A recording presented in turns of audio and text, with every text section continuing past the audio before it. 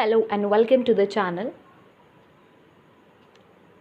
In this video I will be sharing simple trick how to organize mobile. The trick is to create a folder. Follow these simple steps to create a folder. Press and drag the application on the other application and leave it. Folder is created. In this way you can add more application to the folder. Click on the folder. On the top, click on the folder, Word. Name the folder. For example, I will type banking to the folder.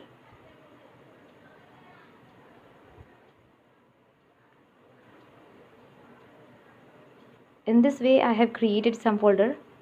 For example, editor folder, education folder with education application, shopping folder with shopping applications. This is the one I created just. Office folder with office application,